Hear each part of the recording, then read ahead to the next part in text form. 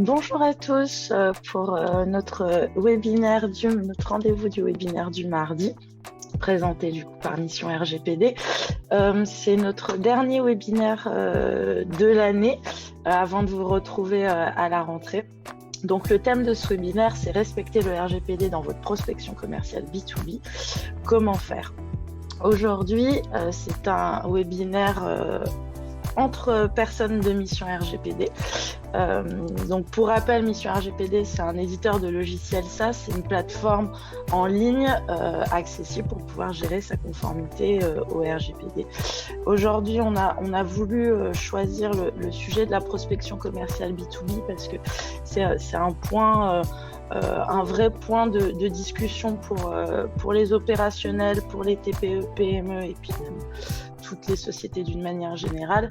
Qu'est-ce que le RGPD change par rapport à la prospection commerciale en B2B et les conditions pour respecter la réglementation. Donc c'est ce qu'on va vous présenter aujourd'hui. Pour ce faire, je suis accompagnée, donc moi je suis Déborah Chapon, responsable juridique de Mission RGPD. Je suis accompagnée aujourd'hui de Marie, qui est notre juriste junior chez Mission RGPD qui participera à cette intervention.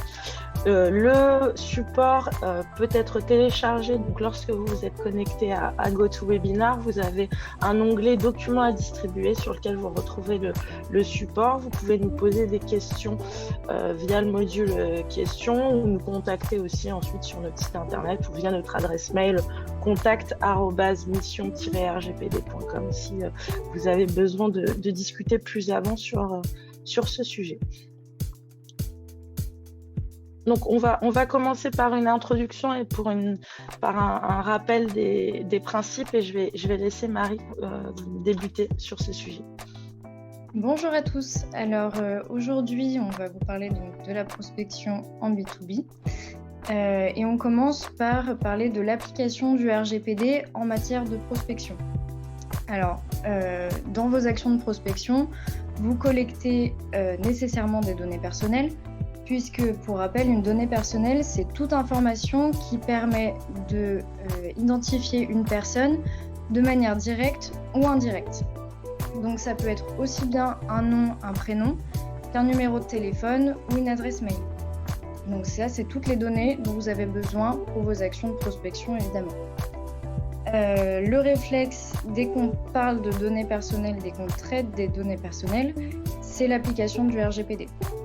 Mais le RGPD n'est pas le seul texte applicable en matière de prospection. Je laisse Déborah passer à la slide suivante. Voilà, super. Je vous ai préparé une petite liste donc, du panel en fait, de textes applicables en matière de prospection commerciale. Donc, vous avez notamment le code des postes et des communications électroniques, le code de la consommation évidemment, la directive vie privée et communication électronique qui va bientôt disparaître puisque le projet de règlement e-privacy est en cours de discussion. Il aura pour but de compléter le RGPD, mais pour l'instant il n'est pas encore tout à fait applicable. Ensuite vous avez évidemment les codes de conduite interne et la loi pour la confiance dans l'économie numérique.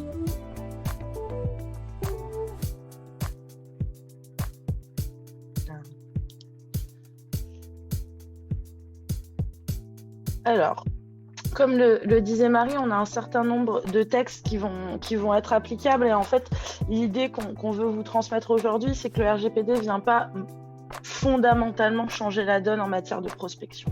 Les principes du RGPD doivent s'appliquer, mais également les autres textes dont vous a parlé Marie.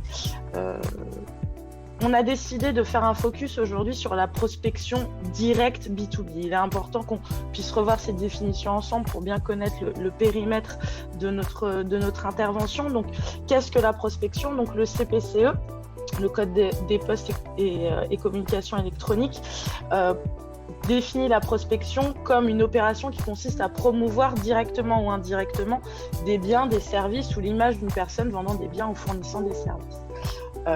Donc, c'est un moyen, évidemment, pour pouvoir accroître son business, ses clients, développer son activité, se faire connaître. Évidemment, c'est un passage obligé dans la vie de son activité.